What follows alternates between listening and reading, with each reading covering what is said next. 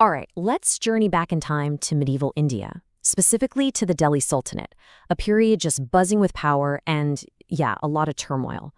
We're going to look at two ruling families, two dynasties, that took the throne one right after the other. But here's the thing, their stories could not be more different. You've got one that aimed for the absolute stars, and another that was just, well, trying to hang on for dear life. Let's dive in. So this really brings us to the big question for today, the one I want you to chew on as we go. What really makes a ruler great? I mean, what do we actually value in a leader? Is it the grand, ambitious visionary? The one who's willing to risk it all for a revolutionary idea? Or is it the steady hand at the wheel, the leader whose number one job is just to keep the ship from sinking in a storm? Keep that question in the back of your mind. And believe me, the two dynasties we're talking about today are the perfect case study for this. On one side, you've got the Tughlaqs. For them, the Sultanate was this giant canvas, right? A place for their bold, sometimes pretty radical experiments. Then, on the other side, you have the Sayyids. They basically inherited a total mess, and their entire philosophy boiled down to just one word: survival. We're talking two completely different playbooks for how to rule. Okay, so let's start with the Tughlaqs. Their dynasty was in power for almost a full century, from 1320 all the way to 1414. And if you had to describe this era in one word, it would be ambition. These guys were not content to just sit back and manage the empire. No way. They wanted to fundamentally reshape it. So who were these guys really? Well, in a nutshell, the Tughlaqs were a powerhouse. I mean, they had it all: a strong administration, a massive military, and this reputation for launching these huge, ambitious projects. But, and this is a big but, here's the catch. With great ambition comes great risk.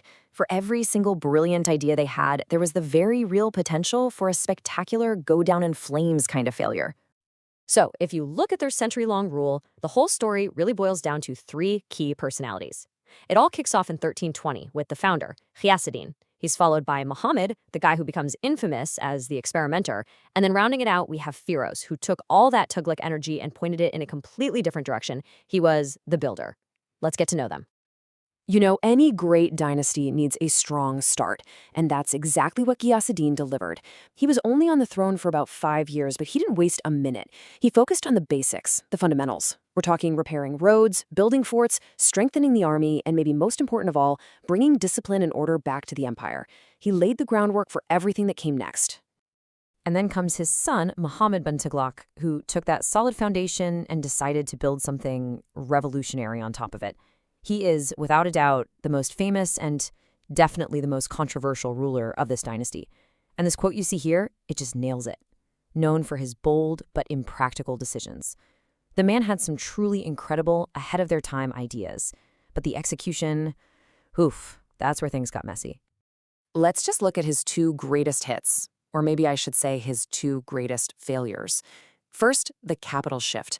In what was a mind-boggling logistical nightmare, he decided to move the entire capital city hundreds of miles south, from Delhi down to Daulatabad. Imagine that. Then, he tried to completely overhaul the economy with something called token currency.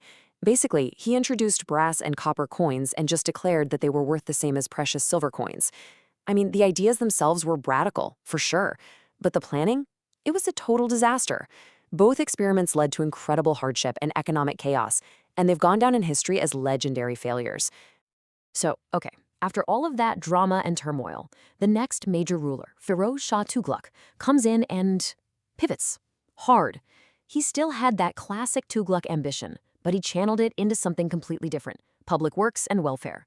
Instead of launching risky experiments, he became a builder of things people could actually use. Canals for irrigation, hospitals, schools, gardens. He focused on making life better, encouraging farming and trade, a very, very different kind of ambitious Tughlaq ruler.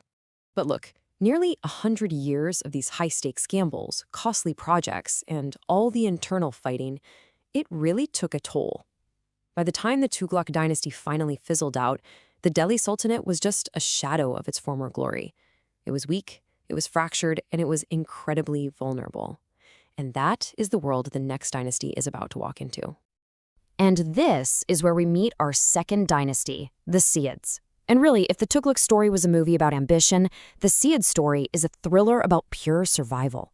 They came to power in a sultanate that was literally falling apart at the seams, and their one and only goal was just to hold it all together. And if you want to understand the difference in scale, just look at this number. 37 years. The Tughlaqs got almost a century. The entire Sayyid dynasty, just 37 years. I mean, that single number tells you almost everything you need to know about how chaotic things were and the massive challenge they were up against. This was not a story about building an empire. It was a story about trying not to get buried in its ruins. So their entire mission was basically defensive. They weren't playing offense, trying to conquer new lands or launch grand projects. Nope. Their whole focus was on trying to restore some peace, just keeping the lights on in the administration, and defending what was left of the kingdom from, well, everyone. They were under constant attack from rivals outside and rebels inside.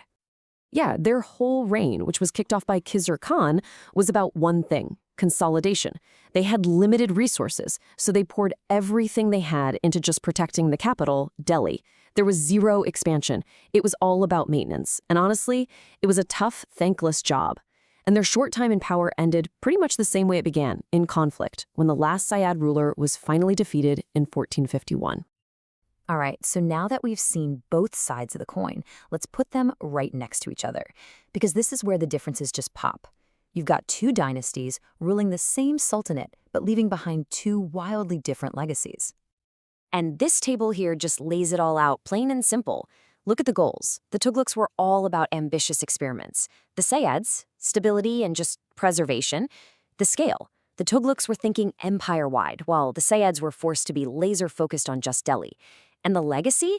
Well, the Tughlaqs gave us grand projects, and yes, some pretty famous failures. The Sayyids' legacy is a lot quieter. They just kept the Sultanate alive. They kept the lights on so the story could continue. So if we boil it all down, it's this.